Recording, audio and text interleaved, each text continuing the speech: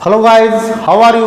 मैं भूपेंद्र सिंह। आज की क्लास में हम आपके लिए लेकर आए हैं इंटरमीडिएट सिलेबस की फर्स्ट पोएम, जिसका नाम है my mother at 66, compose by Kamala Das. तो कमला दास बिलोंग टू केरला, वो केरला स्टेट से बिलोंग करती हैं और she is very sensitive poet. वो बहुत सेंसिटिव भावुक पोएट हैं और इस पोएम के थ्रू उन्होंने अपने माँ के प्रति लगाव को व्यक्त किया है, रिप्रेजेंट किया है। तो कमला दास अपने मम्मी पापा के घर से कोचीन एयरपोर्ट ड्राइव करके जा रही होती हैं और उनकी माँ भी उस वक्त उनके साथ होती हैं। कमला दास की माँ बूढ़ी हो चुकी हैं और जैसा कि someone truly said that change is the law of nature, आप ये भी कह सकते हैं कि ageing is a natural process, मतलब उम्र का बढ़ना एक नेचुरल प्रोसेस है जिसे चाह कर भी रोका नहीं जा सकता।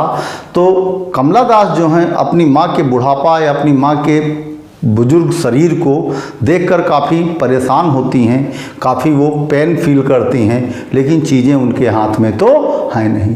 तो अपने माँ के प्रति लगाव को वो इस पोएम के माध्यम से व्यक्त करती हुई कहती हैं। तो आइए देखते हैं पोएम।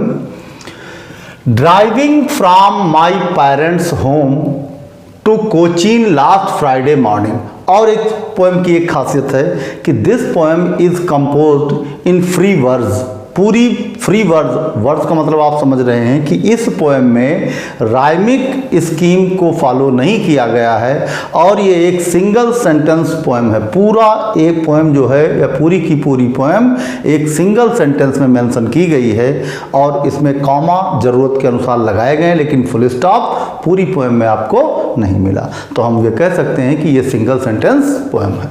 शुरू करते हैं poem. Driving from my parents home to Cochin last Friday morning.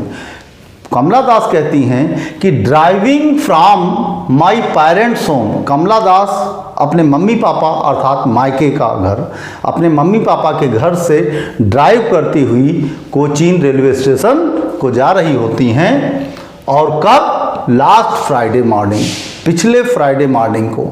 मतलब जब पोएम लिखी है कमला दास ने तो उन्होंने पोएम लिखने से पहले की घटना को मेंशन किया है कि पिछले फ्राइडे की मॉर्निंग को जब मैं ड्राइविंग करके अपने मम्मी पापा के घर से कोचीन एयरपोर्ट को जा रही थी तो आई सा, तब मैंने देखा माई मदर बिसाइड मी, अर्थात मैंने नोटिस किया अपनी माँ को जो मेरे बगल बैठी हुई थी। तो यहाँ पे आप देख पा रहे हैं माई मदर, यहाँ पे पोएटिक डिवाइस अलिट्रेशन यूज हुआ। वैसे हम पहले पढ़ा लेते हैं, पोएटिक डिवाइस हम बाद में चर्चा करते हैं। तो आई सा माई मदर बिसाइड मी, जब मैं ड्राइव करके कोचीन एयरपोर्ट की ओर जा रही थी तब मैंने नोटिस किया या मेरी माँ भी मेरे साथ थी और ड्राइविंग के दौरान मैंने नोटिस किया किसको? आई सा माई मदर, अपनी माँ को नोटिस किया बिसाइड मी, जो मेरे बगल ही बैठी हुई थी।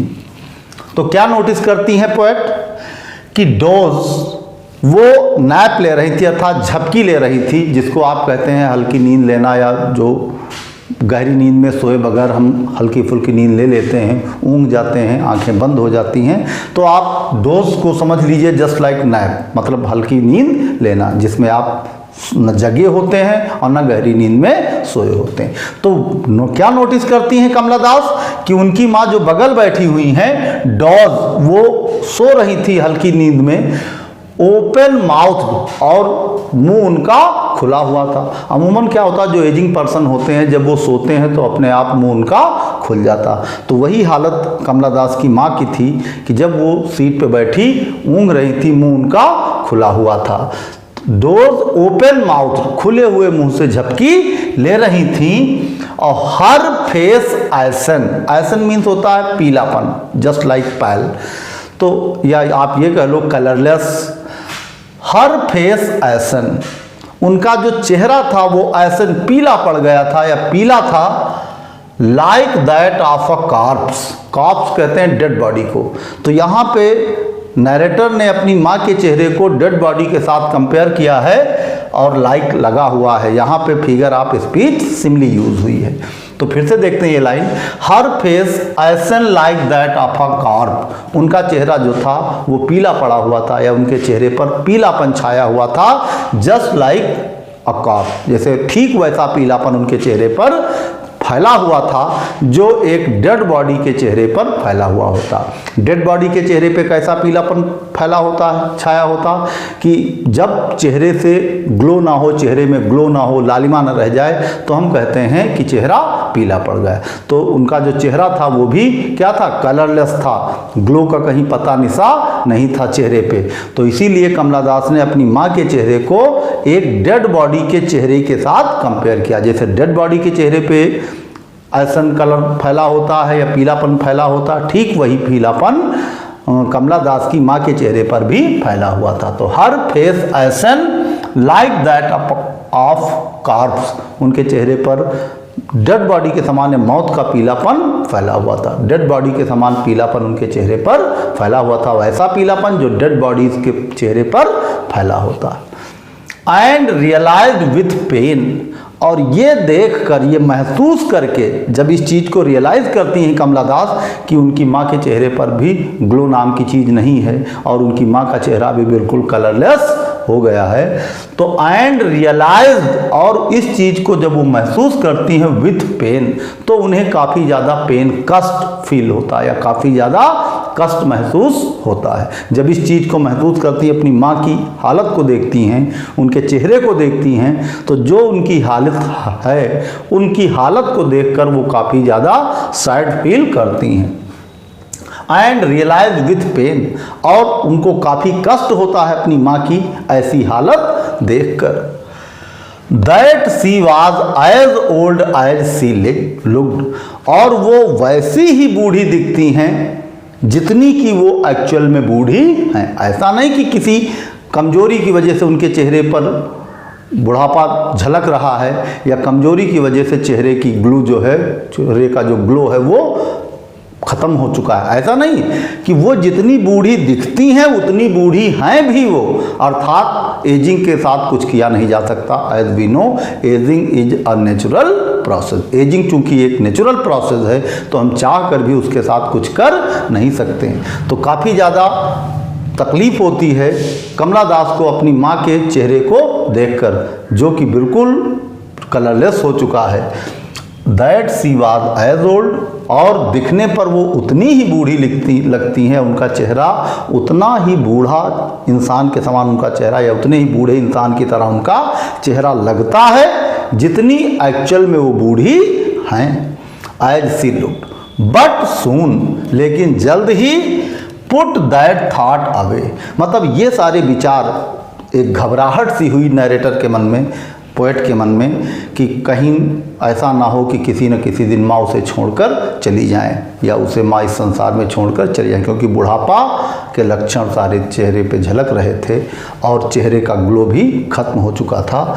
तो नरेटर कहती है कि ये सारे थॉट्स वो बियर कर पाने में, सह पाने में वो सफल नहीं थी। तो उसने इन विचारों को दरकिनार करते हुए, जब हम काफ़ी ज़्यादा टेंशनाइज होते हैं और हरासमेंट में होते हैं तो हम उन विचारों को अलग कर देते हैं, हम किसी नई चीज़ के बारे में सोचने लगते हैं जिससे थोड़ी पीड़ा का कम एहसास हो।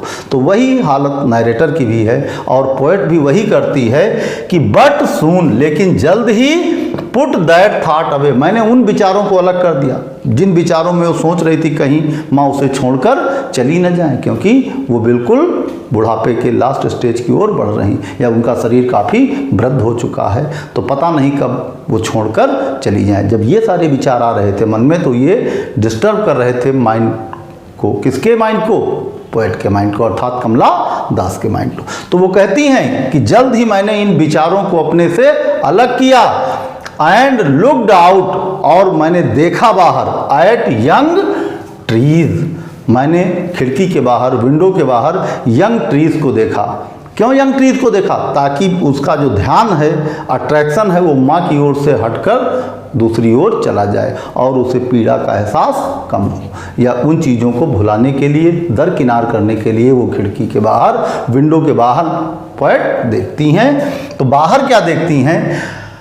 एट यंग ट्रीज स्प्रिंटिंग, पेड़ों को बाहर देखती हैं तो पाती हैं कि जो यंग ट्रीज हैं वो भागते हुए नजर आते हैं। अमूमन होता क्या, जब हम ट्रेन में गाड़ी में सफ़र कर रहे होते हैं तो जिस डायरेक्शन में हम चलते हैं उसके अपोजिट डायरेक्शन की ओर पेड़ हमें भागते हुए दिखाई देते हैं। तो नरेटर भी वही चीज़ मेंशन कर रही है कि जब मैंने बाहर देखा, नरेटर कहती हैं, पोएट कहती हैं कि जब मैंने बाहर देखा विंडो के बाहर तो क्या पाया कि eight young trees sprinting, young trees जो हैं वो स्प्रिंटिंग कर रहे हैं, भाग रहे हैं पीछे की ओर।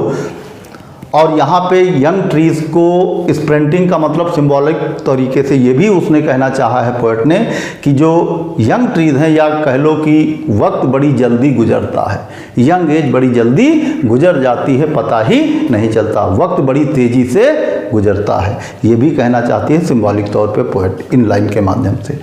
यंग ट्रीज स्प्रिंटिंग, पेड़ भाग रहे हैं, तो वैसे तो शाब्दिक अर्थ पेड़ पीछे की ओर दौड़ते हुए रियलाइज हो रहे हैं, महसूस हो रहे हैं, ऐसा लग रहा कि पेड़ कार के पीछे की ओर भागते दिखाई दे रहे हैं, लेकिन इन शब्दों के माध्यम से वो ये कहना भी चाहती है कि एक्चुअली जो वक्त होता है वो बड़ी जल्दी से या तेज़ी से बीतता जाता है, तेज़ी से गुजरता जाता है।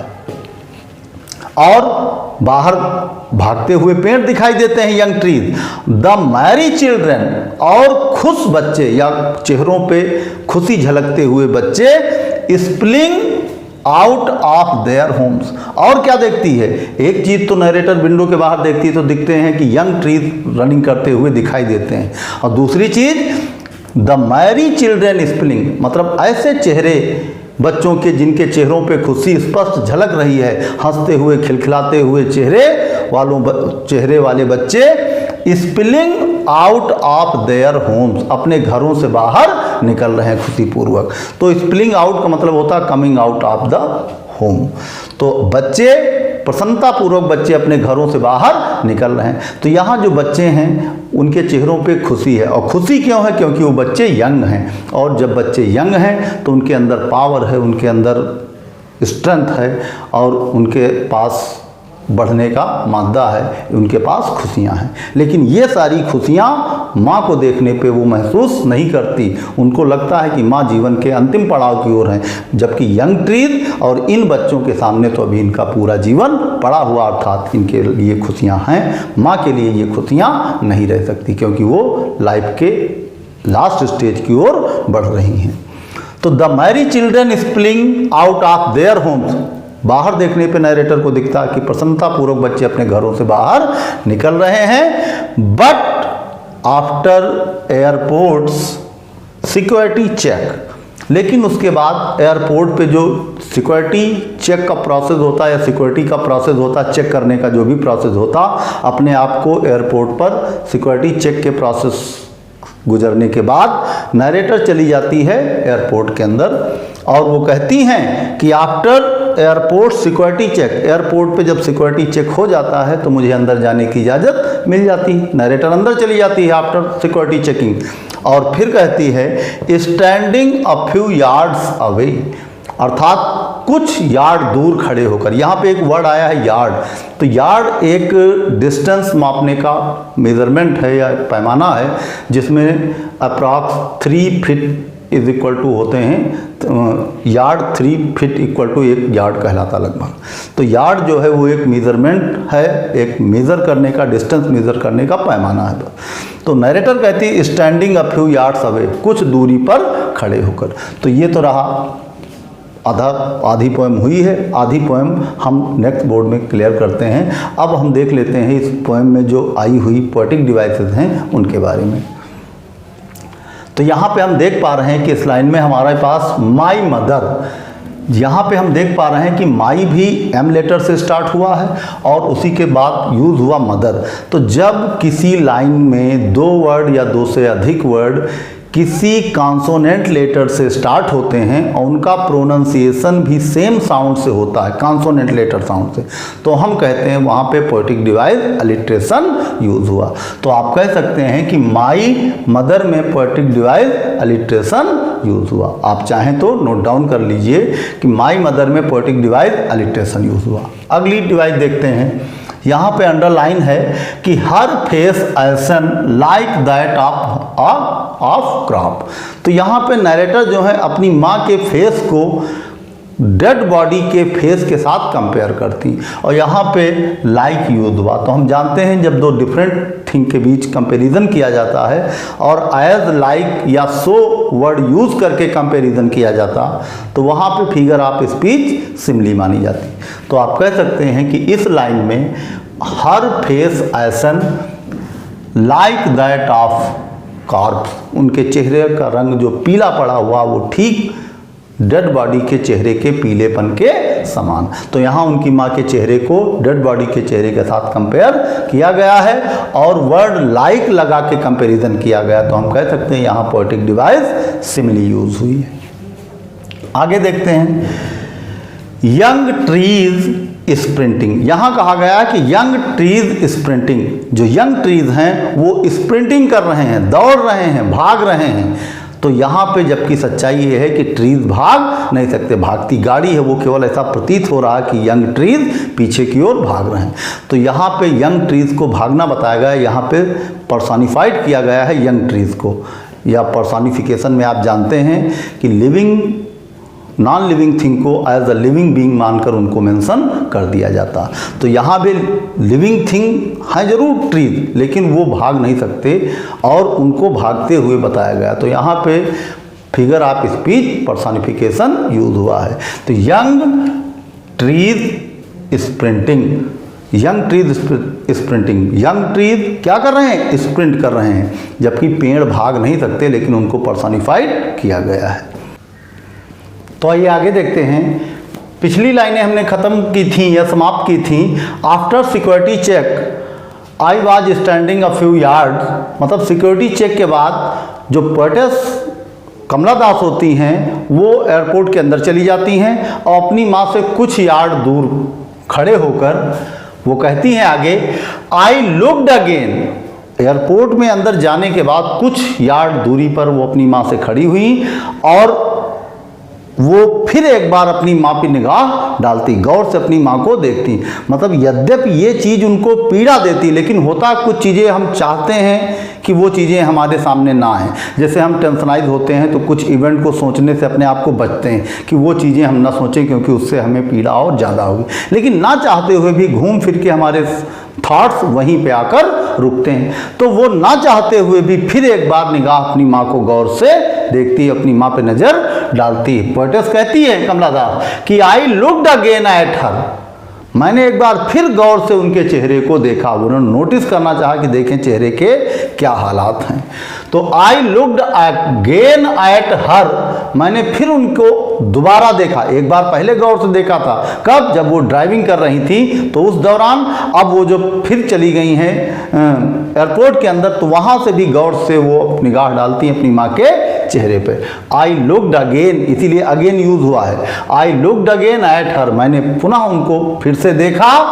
वैन पेल, अर्थात वैन मीन्स होता है मुरझाया हुआ, पेल मीन्स पीलापन। अब भी उनके चेहरे पर वही पीलापन छाया हुआ था, अब भी उनके चेहरे पर वही पीलापन छाया हुआ था। मतलब इतनी दूर में या इतनी देर में कोई कहीं से ग्लो आ नहीं जाएगी चेहरे पे, लेकिन ना चाहते हुए भी नरेटर बार बार पीड़ा देती है। यद्यपि ये तस्वीरें, अर्थात जब वो अपनी माँ को देखती है गौर से तो ये चीज़ उसको पीड़ा देती है। अपनी माँ की हालत या माँ की जो हालत है वो हालत यद्यपि पीड़ा दे रही है, किसको, नरेटर को, लेकिन ना चाहते हुए भी अनायास उसकी नज़रें आकर माँ के चेहरे पे ही टिकती हैं। तो वो कहती हैं कि जब दोबारा मैंने फिर देखा अपनी माँ के चेहरे को तो वैन पेल, वैन पेल मीन्स होता है मुरझाया हुआ पीलापन। वही मुरझाया हुआ पीलापन अब भी छाया, जैसे कोई चीज़ मुरझा जाती है तो उसकी ग्लो समाप्त हो जाती है, तो वही मुरझाया हुआ चेहरा अर्थात वही पीलापन चेहरे पर बिखरा हुआ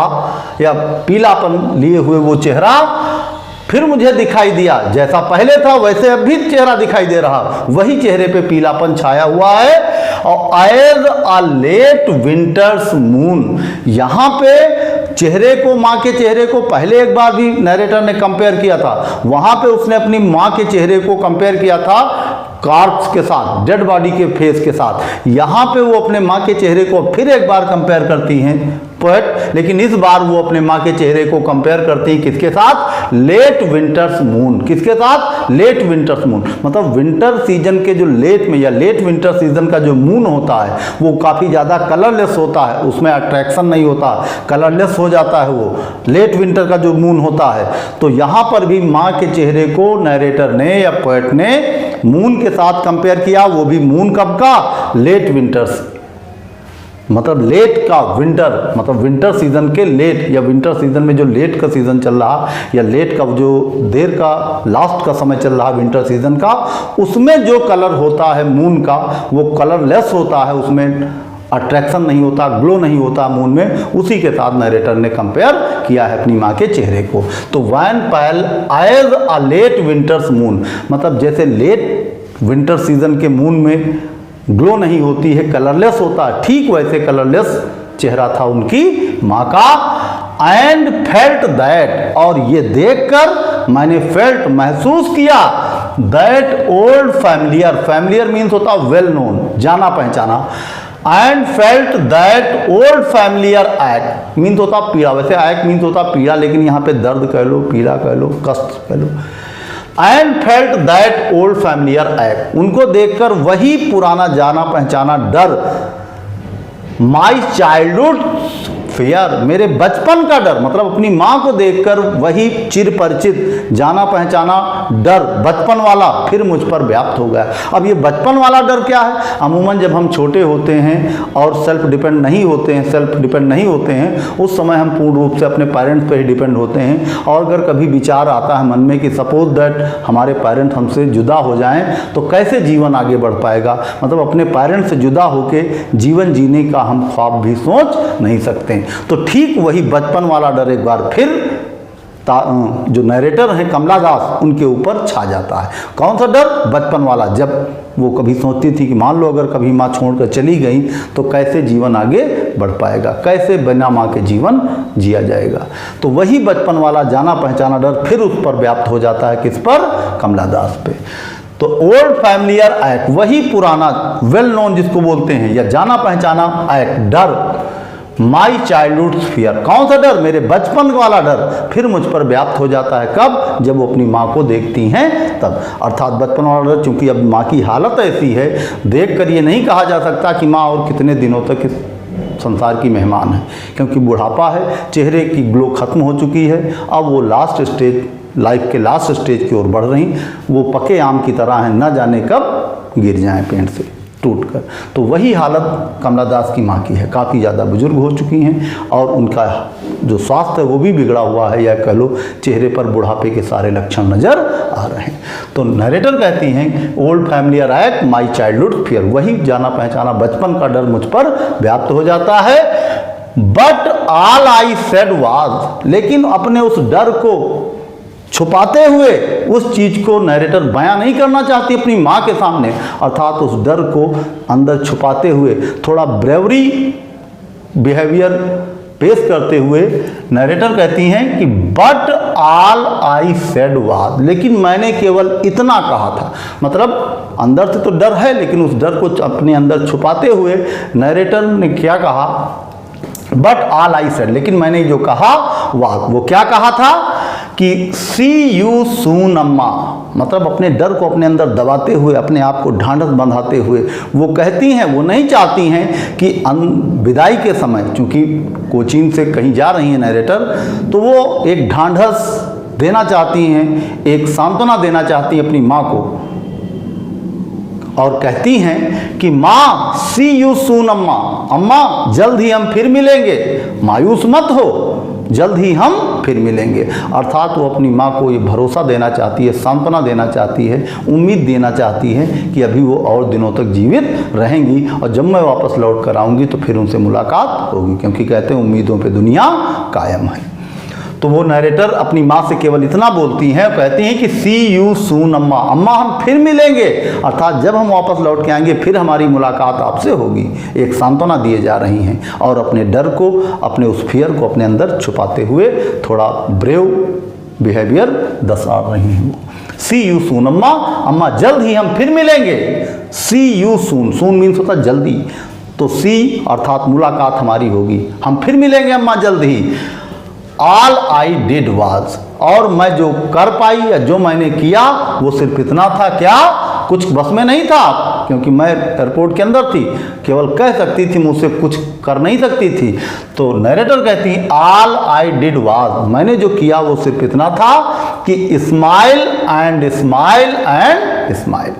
तो वो स्माइल दे रही थी, सिर्फ मुस्कुरा रही थी, मुस्कुरा रही थी, मुस्कुराए जा रही थी। और उस स्माइल के थ्रू मानो वो अपनी माँ को ये भरोसा दिलाना चाहती हो कि माँ मैं फिर लौट कर आऊँगी और जल्द ही हमारी आपकी मुलाकात होगी, आप हिम्मत ना हारना। ढांड और वे सांत्वना दे रही हैं कि वापस आने पर फिर उनकी मुलाकात होगी, क्योंकि और अपने बस में कुछ है नहीं। तो ये रही हमारी पोएम। इस पोएम के थ्रू नरेटर ने अपनी माँ के प्रति जो लगाव है उस लगाव को व्यक्त किया है, और अपनी माँ की बढ़ती हुई उम्र को देखकर उनको कितनी पीड़ा हो रही है उस पीड़ा को भी इस पोएम के माध्यम से नरेटर ने बयां किया। तो आइए अब कुछ देख लेते हैं पोएटिक डिवाइसेस जो यहाँ पे यूज़ हुई हैं इन लाइनों में। तो यहाँ पे हम पाते हैं wan pale as a late winter's moon. तो वैन पेल किसको कहा गया? यहाँ पे नरेटर की माँ के चेहरे की बात की जा रही है। क्या कहा गया था? I looked again her at her, मैंने पुनः उनको देखा। तो wan pale as a late winter's moon, मतलब उनका जो चेहरा था वो किसके समान था? उनका चेहरा जो था वो पीला पड़ा हुआ था। किसके समान? Just like late winter's moon. किसके समान? लेट विंटर्स मून के समान। तो यहाँ पर भी हम पाते हैं कि एज लगा के वैन पेल को, मतलब उनके चेहरे को कंपेयर किया गया है किसके साथ? लेट विंटर्स मून के साथ। तो हम ये कह सकते हैं यहाँ भी figure of speech simile use हुई है। आगे देख लेते हैं। अब अगली लाइन में आप देख पा रहे हैं स्माइल स्माइल एंड स्माइल। तो जब किसी पोएम की लाइन में कोई एक वर्ड दो या दो से अधिक बार रिपीट होता है तो हम कहते हैं कि वहाँ पर पोएटिक डिवाइस रिपीटेशन यूज हुआ। तो इस लास्ट लाइन में पोएटिक डिवाइस रिपीटेशन यूज हुआ है। तो इसी के साथ ये पोएम समाप्त होती है। हम आशा करते हैं ये पोएम आपको पसंद आई होगी। हम फिर मिलेंगे नेक्स्ट पोएम के साथ नेक्स्ट क्लास में। तब तक के लिए धन्यवाद।